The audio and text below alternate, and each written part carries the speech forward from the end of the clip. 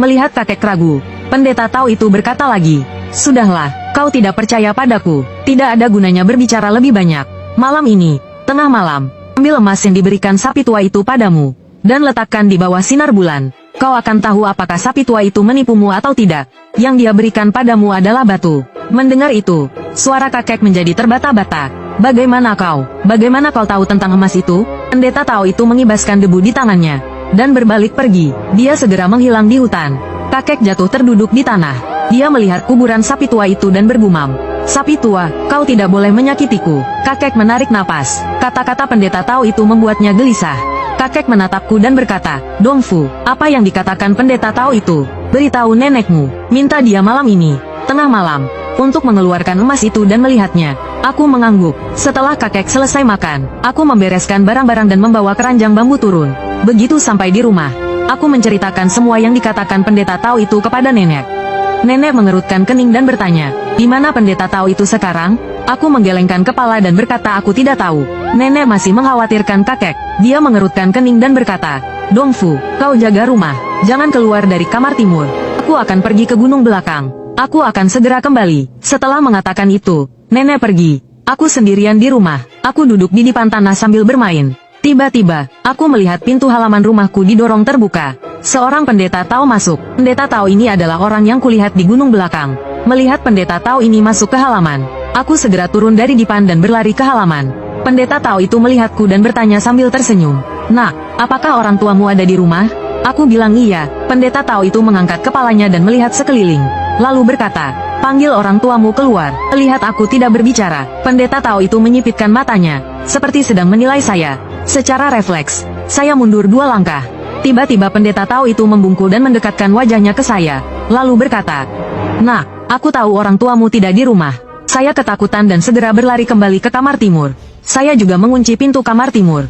Pendeta Tao itu mendekati jendela rumah kami dengan wajah muram dan berkata, "Aku datang untuk menyelamatkan orang. Kenapa kau lari? Sudah terlambat untuk menutup jendela." Saya bersembunyi di balik pintu, berdoa agar pendeta Tao itu segera pergi. Entah berapa lama kemudian, nenek akhirnya pulang.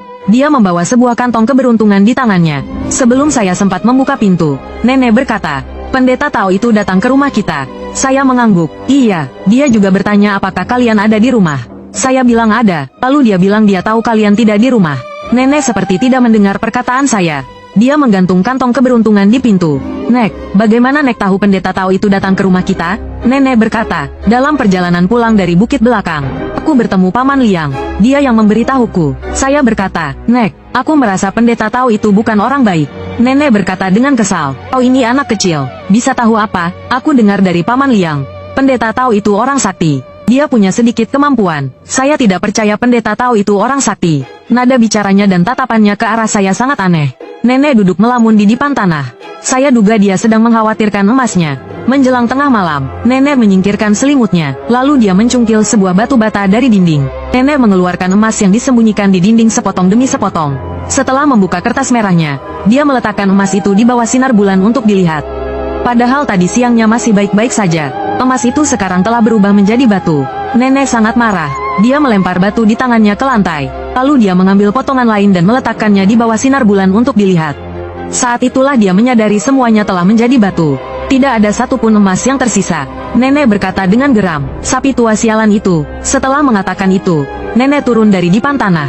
Sambil berpakaian, dia berkata, "Dongfu, cepat berpakaian, ikut aku ke bukit belakang." Saya segera turun dari dipan tanah dan berpakaian.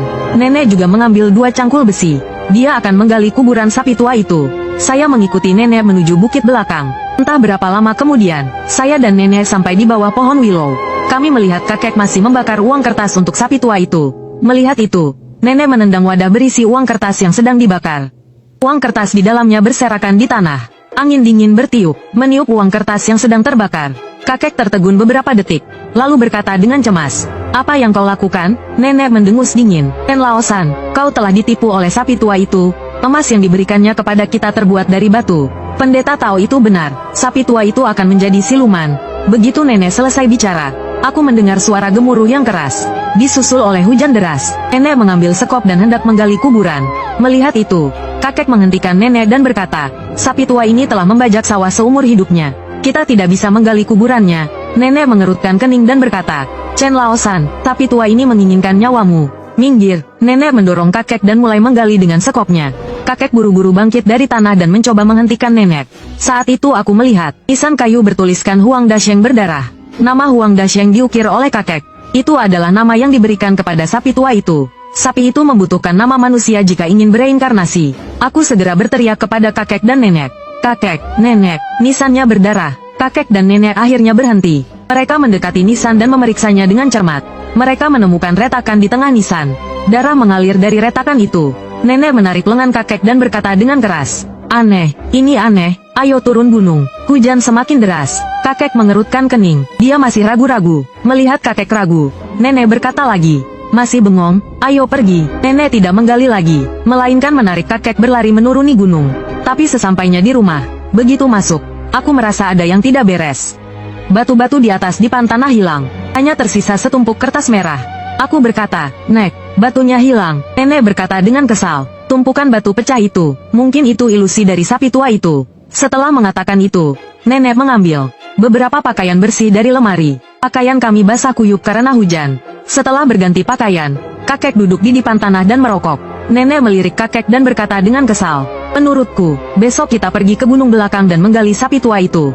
Mungkin kita masih bisa menjualnya. Kakek mengerutkan kening dan berkata, jangan digali dulu, ku merasa ada yang aneh. Nenek berkata, aneh apanya? Aku dan Dongfu melihatnya, itu hanya tumpukan batu. Kakek diam saja, ia menundukkan kepalanya, diam-diam menghisap rokoknya. Setelah merapikan selimut, nenek berkata dengan kesal, sudahlah, jangan merokok lagi. Tidur. Setelah mengatakan itu, nenek mematikan lampu. Keesokan paginya, sesuatu terjadi di desa. Sun Liang menjadi gila karena ketakutan.